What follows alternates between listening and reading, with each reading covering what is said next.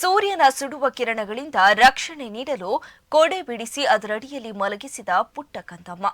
ಸುಣ್ಣ ಬಣ್ಣ ಮರಿಯಾಗಿ ಬಿರುಕು ಬಿಟ್ಟ ಗೋಡೆಗಳು, ಕುಸಿದ ಛಾವಣಿ, ಕರೆಂಟ್ ಇಲ್ಲದೆ ಚಿಮಿಣಿ ದೀಪದಲ್ಲಿ ನಿತ್ಯ ಬದುಕಿನ ಪಯಣ ಆರಂಭ.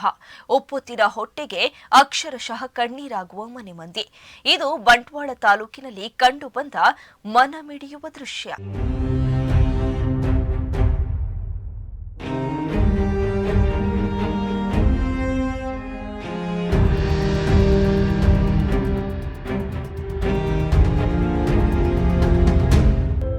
ಎಡ್ತೂರು ಕಲಾಬಾಗಿಲು ನಿವಾಸಿ ಪರಿಶಿಷ್ಟ ಜಾತಿಯ ವಿಶ್ವನಾಥ ಇರುವತ್ತೂರು ಗ್ರಾಮ ಪಂಚಾಯಿತಿಯಲ್ಲಿ ವಾಟರ್ ಮ್ಯಾನ್ ಆಗಿ ಕರ್ತವ್ಯವನ್ನ ನಿರ್ವಹಿಸುತ್ತಿದ್ದರು.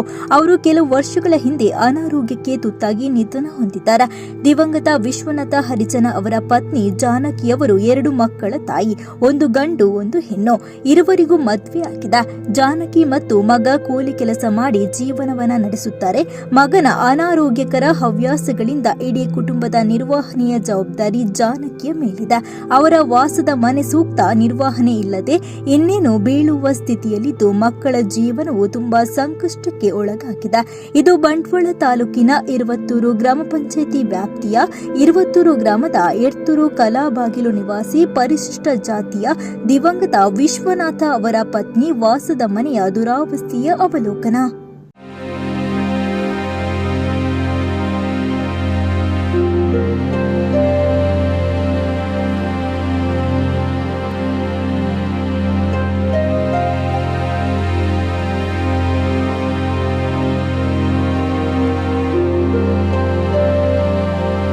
ಕೊಡೆಯಡಿ ಕಂದಮ್ಮನ ಜೀವನ. ಹೌದು, ಜಾನಕಿಯವರ ಹಳೆಯ ಮನೆಯ ಚಾವಣಿ ಅಲ್ಲಲ್ಲಿ ಕುಸಿದು ಅದರ ಒಳಗೆ ಪ್ರವೇಶಿಸುವುದು ಕೂಡ ಅಪಾಯಕಾರಿಯಾಗಿತ್ತು.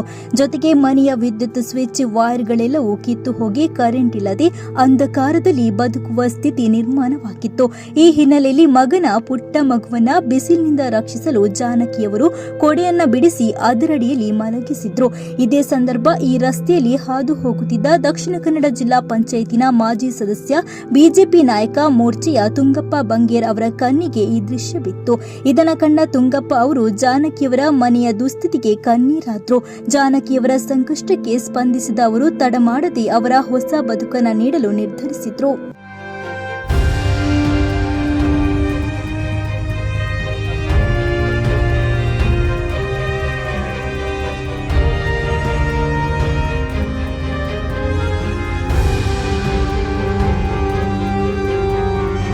ತುಂಗಪ್ಪ ಬಂಗೇರ ಅವರು ಜಾನಕಿಯವರ ಮನೆಯ ಅಂಗಳದಲ್ಲಿ ನಿಂತು ಮನೆಯ ಚಾವಣಿಯ ದುರಸ್ತಿ, ವಿದ್ಯುತ್ ಸಂಪರ್ಕದ ದುರಸ್ತಿ ಕಾರ್ಯಗಳನ್ನು ನಡೆಸುತ್ತಿದ್ದಾರೆ.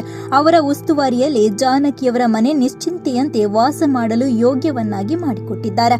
ಇದಕ್ಕೆ ತಗುಲಿದ ಸಂಪೂರ್ಣ ಖರ್ಚು ವೆಚ್ಚಗಳನ್ನು ತುಂಗಪ್ಪ ಅವರು ತನ್ನ ಕೈಯಿಂದಲೇ ಭರಿಸಿದ್ದಾರೆ. ಜಾನಕಿಯವರ ಮಗನಿಗೆ ದುಶ್ಚಟಗಳಿಂದ ಬಿಟ್ಟು ಉತ್ತಮ ಬದುಕನ್ನ ನಡೆಸುವ ಪಾಠವನ್ನ ಹೇಳಿದ್ದಾರೆ. ಬಡವರ ಸಂಕಷ್ಟಕ್ಕೆ ಸ್ಪಂದಿಸುವ ತುಂಗಪ್ಪ ಬಂಗೇರ ಅವರ ಈ ಕಾರ್ಯ ಸರ್ವತ್ರ ಶ್ಲಾಘನೆಗೆ ಒಳಗಾಗಿದೆ. ಅವರ ಸೇವಾ ಕಾರ್ಯಕ್ಕೆ ಗ್ರಾಮಸ್ಥರು ಕೃತಜ್ಞತೆಯನ್ನು ಸಲ್ಲಿಸಿದರು.